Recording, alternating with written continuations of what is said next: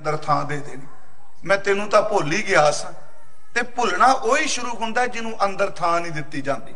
वाहिगुरू बख्श दिया जे जिन्हों अक्सर अंदर थां ना दईए कहने भुल गए। जिन्हों थां दित्ती होवे छेती भुलदा नहीं। भुलण तो बाद अगे शब्द वरत्या गुरुदेव जी ने विसरै। विसरै दा अर्थ है जेड़ा सिमरन चल रहा ओहदे विच सिमरन हो गया। जेड़ी नाम दी रों चल रही सी वो सचमुच बंद हो गई जी, विसर गया। ते भाई साहब ने अगले अर्थ कीते, तेरा चित ना आवे नाऊं। पहला भुलिया आहिस्ता आहिस्ता, फिर सिमरन विसर गया। हुण बहुत समय बाद किते अंदर नूं झंझोड़िया, सट वजी। मैं तां इन्नी अवस्था च विचरदा सां, चित ना आवे नाऊं, इन्ना को दूर चला गया। हुण नाम दोबारा चित विच आउंदा ही नहीं पिया। मैं अर्ज कीती चार पदे ने जी। पहला महाराज जी ने कहा, जे घर मोतियां दा होवे रतन जड़े होण, जे तेरे कोल सब कुछ होवे परमात्मा तू इन्ना कोई दे दे, पर किरपा करी ना भुली ना विसरी ते ना चित विचों निकली। मत देख भूला विसरै, तेरा चित ना आवे ना। मोती ता मंदर उसरै, रतनी ता होवे जड़ाओ। कस्तूर कुंगू अगर चंदन लीप आवे चाओ। मत देख भूला विसरै, तेरा चित ना आवे ना। पहला पदा इसे समाप्त किया। फिर सी हर बिन जियो जल बल जाओ। मैं अपना गुर पूछ देखा अवर नाही थाहूं रहा हो। तीस अगला पदा है, धरती ता हीरे लाल जड़ती, सारी जमीन कीमती लाला नल जड़ी जाए। पलंग लाल जड़ाओ, जिस पलंग ते आराम करना है वह भी कीमती हीरे जड़े हो लकड़ च। मोहनी मुख मणि सो है, उस पलंग उत्ते बैठी हुई स्त्री देखो अर्थ करने पैणगे जी। जिस दा मत्था मणि विचों चमकदी होवे, इहो जिहा हार श्रृंगार कीता होवे। मोहनी मुख मणि सो है, करे रंग पछाओ हा पाव करे। पर वैगुरु मत देख भूला विसरै, तेरा चित ना आवे ना। जेड़ा रात असी पदा विचारिया, पहले ते बड़े स्पष्ट हो गया जी, चलो पदार्थां दी भुख है।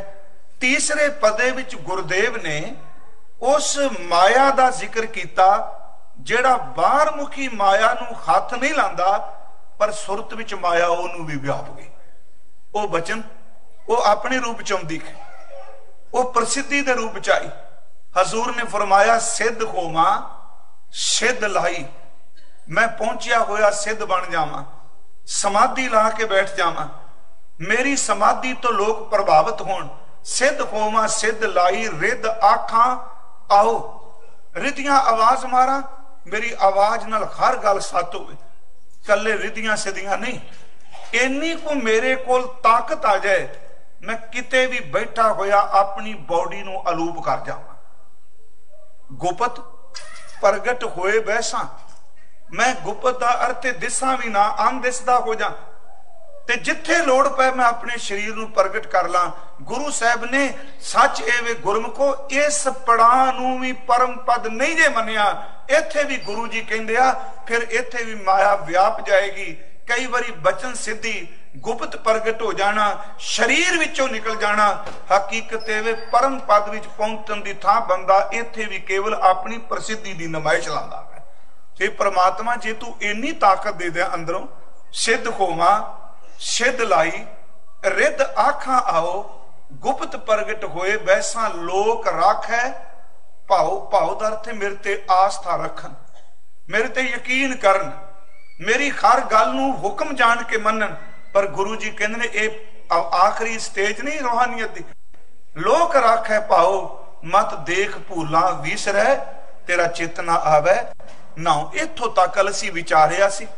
ते मैं रात एक गल बेनती कीती सी जी, ज्यों ज्यों अध्यात्मक अवस्था दी कृपा होवे गुरबाणी मुताबक, त्यों त्यों जगियासू अरदास विच शुक्रता विच ते निमरता भी जुड़ जाता।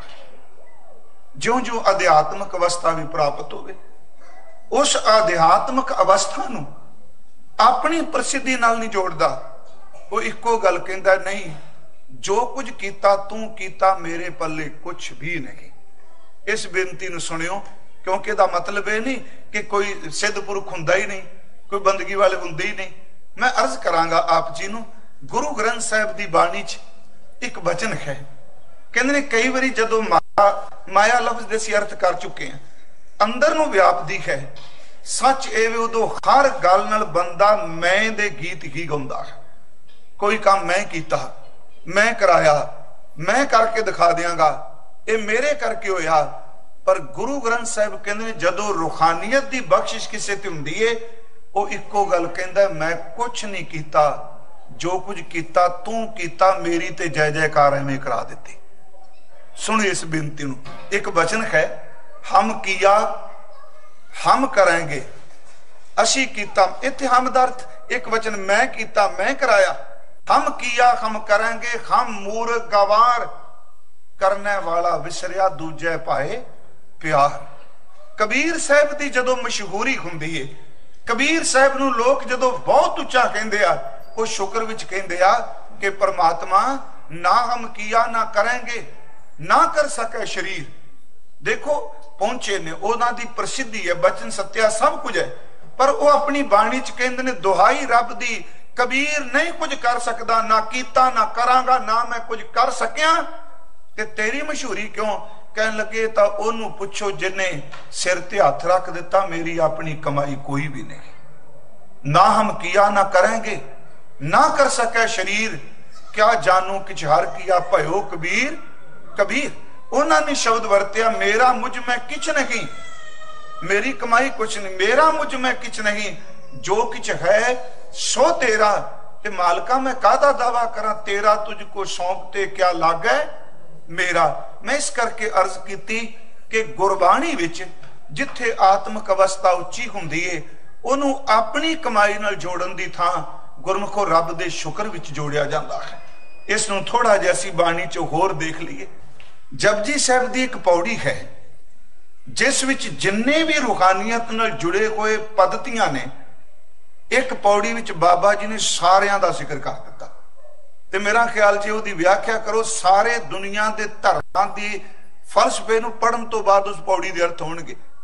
असंख जप, महाराज ने गिनती एक दो जप नहीं किया, पहली गल तां असंख कह के भोग पा दिता भी चेते रखी इन्ने कुछ जप हुंदे पए ने, गिनती कोई नहीं, अनेकों तरह के जप ने, कोई किस तरह जप रहा, कोई किस तरह। चलो थोड़े थोड़े जपां दा जिक्र महाराज ने किया, कोई बोले राम राम, कोई खुदाए, कोई सेवै गुसाइयां, कोई अलाहे, पर इत्थे असंख जप, असंख भाओ, असंख पूजा, असंख तप ताओ, असंख ग्रंथ मुख वेद पाठ, असंख जोग मन रहे उदास, असंख भगत गुण ज्ञान विचार, असंख सती। इत्थे सती दा अर्थ सड़न वाली नहीं, सती दा अर्थ दानी, जिन्हों महाराज ने कहा ना हो जती सती नहीं पढ़िया।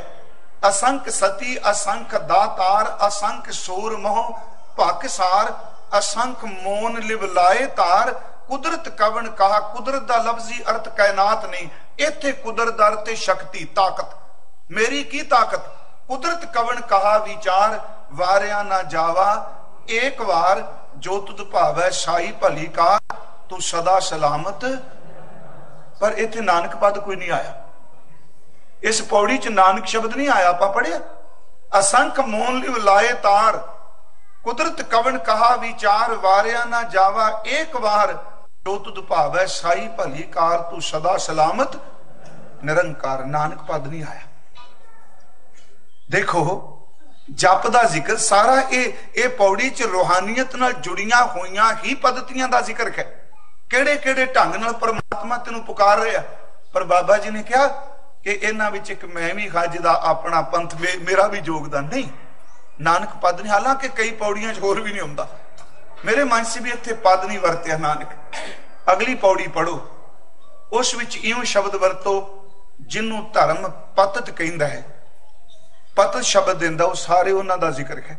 असंख मूर्ख अंध घोर, असंख चोर हराम खोर, असंख अमर कर जाए जोर, असंख गल बढ़ात्या कमाहे, असंख पापी पाप कर जाए, असंख कूड़ियार कूड़े फिराहे, असंख मलेश मल पक खाए, असंख निंदक सिर करें भार।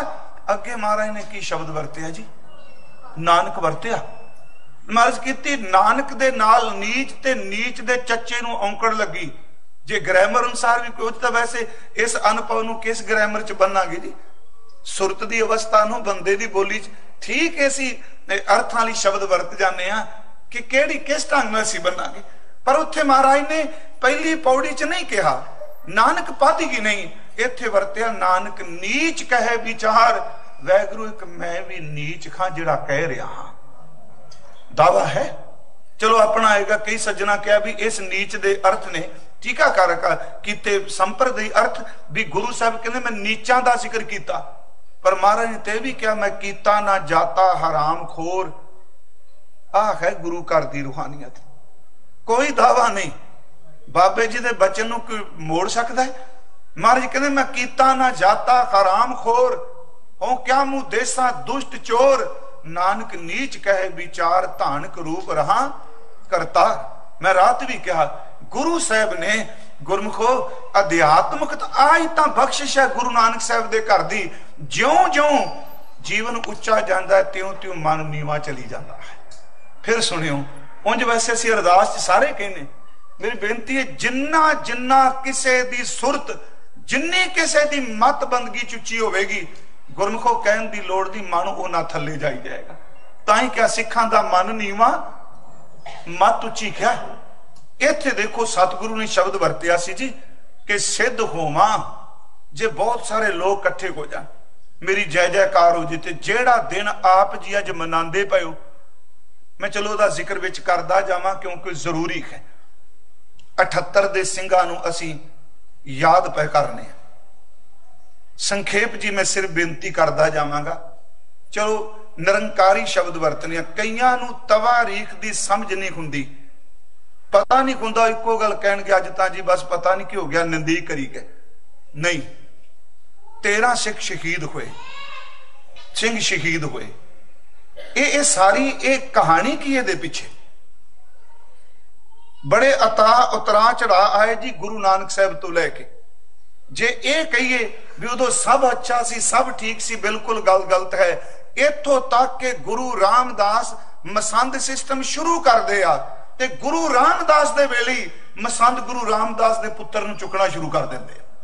बाबे पिरथीए दा जिक्र असीं पढ़ने, भाई गुरदास साहब नूं पूरी वार मीणियां दी लिखनी पई। मीणियां दी वार है भाई साहब दी। गुरु रामदास जी ने 1200 अंग ते एक शब्द है पूत झगड़त हो संग बाप। मैं कई बार सोचना आप कहने ना जी न्याणे बागी न्याणे इस तरह, मैं कई सोचना गुरु साहब दे वेले समर्थ गुरु धन गुरु रामदास क्या जिहड़ी ठंड पैंदी ओदा पुत्र ओदे सामने अखां कढ के बोलिया ते गुरु ने इको गल कही पुत जेड़े तू पैसे इकट्ठे करी बैठे किसे दे नहीं हुंदे, जम्मण वालियां दे सामने बोलीए ते पाप चढ़दा है। ये शब्द है काहे पूत झगड़त हो संग बाप, जिनके जने बडीरे तुमको 300 झगड़त पाप, जिस धन का तुम गर्व करत हो सो तन किसे ना आप। पर पिरथिया कोई व्यापार करता सी, बाबा पिरथी चंद दा संबंध मसंदा नाल सी, वो सारे सिस्टम नूं पकड़ी बैठे सन। ये निरंकारी कहानी की सी। चलो असी गुरबाणी च निरंकार शब्द आया है, शेरे पंजाब दा राज आया, कोई शक नहीं सी सारे सिफतां करने टाडी भी प्रचारक भी। जिथे राज आया उथे ऐब बड़े बड़े आए। वो ऐब इहो जे आए उन्हां ऐबां नूं चलाक ब्राह्मण सोच ने अनमत ने इन्हां को प्रभावित कर दिता। मैं हैरान होया। चलो तस्दीक करके उस वक्त गुरु ग्रंथ साहिब दे दुआले लावां नहीं सन हुंदियां, अग बाल के बेदी दुआले लावां हुंदियां सन। शेरे पंजाब दे वेले तुसीं देखो उन्हां दी मौत हुंदी है, किन्ना को प्रचलित होएगा ना राणियां सती हुंदियां पईयां। मैं निंदिया नहीं कर लगा, इहदा मतलब जागरूकता नहीं सी। जे ना राणियां सती हुंदियां पईयां ने इह शब्द दी नहीं समझ पै रही कि सतियां ए ना आखिन जे बड़ियां लग जलन, पर फर्क इन्ना हुंदा है तकड़ा बंदा ऐब करे।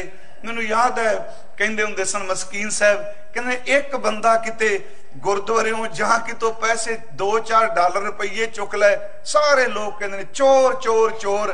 कहंदा राजनीति गद्दी ते बैठा सारा गुरुद्वारा लुट के खा जाए उन्होंने राजा जी कहंदे। तकड़े बंदे दा ऐब जिहड़ा है ना वो भी एक बंदा कोई पाप करदा उन्होंने कहंदे ने विचारी, ते जिहड़ा हजारां थावां ते मुंह फारदा फिरदा उन्होंने महाराजा कहण लग पैंदे। ये समाज दी जी बनतर। एक सदी बाद मार पई। 40 साल शाह मुहम्मद ने 50 वर्षां का जिक्र किया, उन्हें राज किया ते कुछ सालों च तबाही होके रह गई। इथों तक अपनिया ने अपनिया नूं तोपां नाल उड़ा दिता। बाबा वीर सिंह जी नरंगाबाद वाले जी, ओह जिहा साध जिहदे बारे क्या शाह मुहम्मद ने नहीं छड्डिया कोई साध ते संत मियां, कहंदा बुरशा गर्दी हो गई कोई नहीं छड्डिया। अखीरला थम सिख राज का जिहड़ा डिग्गा, मैं चलो खालसा राज शब्द वर्ग तो सिख राज, अखीरला थम शाम सिंह अटारी डिग्गा। जदों मुदकी, आप सज्जे सियाने बैठे ने मेरे सामने, लिखारी सज्जन भी पढ़न वाले, फेरू ते मुदकी शेर हार गए सिख। फिर जिंदा ने अटारी वाले सरदार नूं चिट्ठी लिखी, कुड़माचारी सी जी इन्हां दी। बेनती सुनियो, महाराजा खड़क सिंह दा बेटा कंवर नौनिहाल शाम सिंह अटारी दी बेटी बीबी नानकी नाल विआहा है। यूं कह लो भी कंवर नौनिहाल शाम सिंह अटारी वाले दा दमाद है, ये सौरे ने। कंवर नौनिहाल प्यो तो बाद मार दिता। खड़क सिंह दा संस्कार किया, आउंदे ते छज्जा सट्टिया सिर ते। कंवर नौनिहाल नूं अंदर लै गए, डोगरिया ने सिर फेर दिता उसदा, सियाणा सी ओ। कंवर नौनिहाल सिंह दे नाल ही समझो बीबी नानकी, उस बीबी नानकी नूं पॉइजन दे के उहदी कुख च बच्चा सी जी। कंवर नौनिहाल सिंह दा सिख राज दा अंत बड़ा दर्दनाक है, उहनूं जहर दे के मार दिता।